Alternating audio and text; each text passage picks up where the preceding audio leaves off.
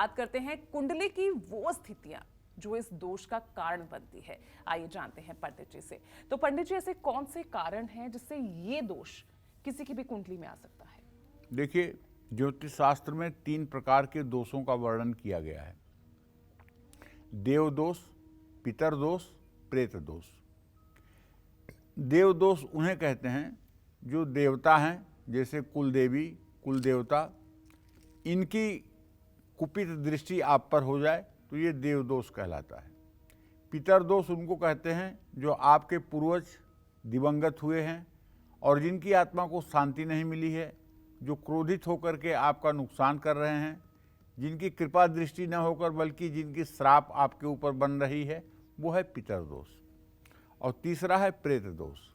प्रेत दोष उसे कहते हैं कि जो लोग मरे हुए हैं और जिनकी आत्मा मुक्त नहीं हुई है, प्रेत योनि में भटक रही है, नाना प्रकार के दुष्टता का स्वभाव है उनका, वो लोग अगर पीड़ा पहुंचा रहे हैं तो ये प्रेत दोष है।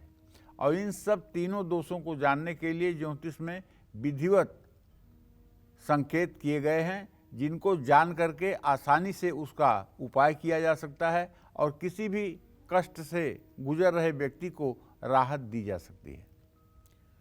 कुंडली के पहले भाव से पारिवारिक दोष और देह पीड़ा का पता चलता है। कुंडली के दूसरे भाव से आकाश की देवी, तृतीय भाव से अग्नि का दोष, कुंडली के चौथे भाव से प्रेत दोष, पांचवें भाव से देवी देवताओं का दोष, छठे भाव से ग्रह दोष, सातवें भाव से लक्ष्मी दोष, आठवें भाव से नाग दोष, नौवें भाव से धर्म स्थान दोष और कुंडली के 10वें भाव से पितर दोष, लाभ भाव से ग्रह दशा दोष, व्यय भाव से पिछले जन्म का ब्रह्म दोष पता चलता है। कोई ग्रह किसी भाव में पीड़ित हो, सूर्य 2 ग्रहों द्वारा पीड़ित हो, तो जिस घर में होगा वही दोष माना जाएगा। आज मैं आपको देव दोष के बारे में बताने जा रहा हूं।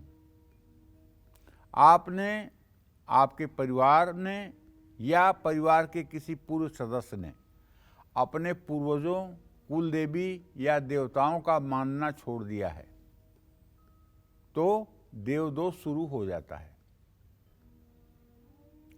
आपको पता ही नहीं कि आपकी कुल देवी कौन है, आपको पता ही नहीं कि आपके कुल के देवता कौन है, आपके माता पिता ने बताया ही नहीं, तो आप जरूर परेशान होंगे, क्योंकि आपके कुल देवी, कुल देवता आप पर प्रसन्न नहीं है। आपने या आपके पूर्वजों ने पवित्र पेड़ जैसे पीपल को काट दिया तो देव दोष लगेगा।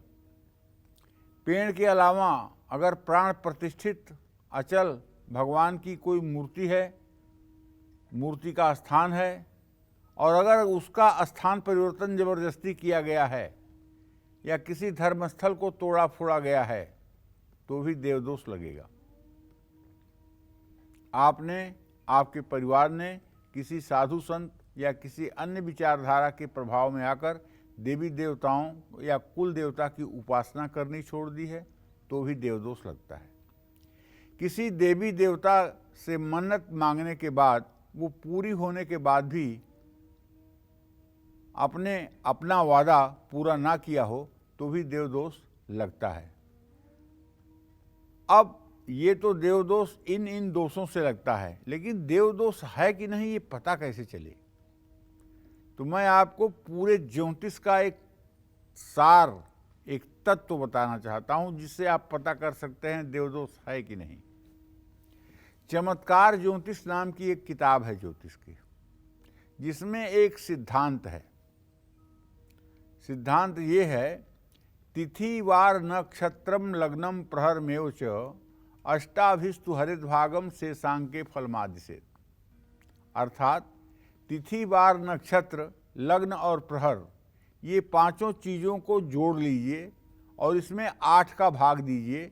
अष्टाभिस्तु हरित भागम शेषांके फलमादिशेत, और जो शेष बचे उसके आदेश पर, उसके अनुसार फलादेश करिए। हया अग्नौ देवता बाधा, 2 और 7 अगर शेष बचे तो देव बाधा होती है। पैतृ वै नेत्र दंतसु, 3 और 8 शेष बचे तो पितर बाधा होती है। खट चतुर्थ भूत बाधा, 4 और 6 बचे तो प्रेत बाधा होती है। न बाधा एक पंचके, 1 और 5 शेष बचे तो कोई बाधा नहीं होता है, केवल रोग होता है। आप ज्योतिषी हैं अगर हैं तो आप ये तो कन्फर्म ही कर सकते हैं कि किसी आदमी के पीड़ा का कारण क्या है, देवदोष, पितरदोष, प्रेत दोष या रोग। और अगर आप इस चीज़ को पकड़ने में कामयाब हो रहे हैं तो आप उपाय करके उस व्यक्ति को राहत भी दे सकते हैं। ये हो सकता है कि आपको प्रेत दोष के उपाय ना आते हों, ये हो सकता है कि आपको पितर दोष के उपाय ना आते हों, लेकिन ये तो हो सकता है कि अगर आप सही राय बता देंगे तो उसके उपाय करने वाले मिल ही जाएंगे, इसमें कोई संदेह नहीं है। लेकिन एक बात और बता दूं, कोई भी ऐसा कार्य दुनिया का नहीं है जो गायत्री मंत्र से संभव न हो और जो भगवान शिव के द्वारा संभव न हो। भगवान शिव के द्वारा सारे असंभव से असंभव कार्य सिद्ध हो जाते हैं और गायत्री मंत्र से बड़े दोष का भी नाश हो जाता है। जय मां विंध्यवासिनी।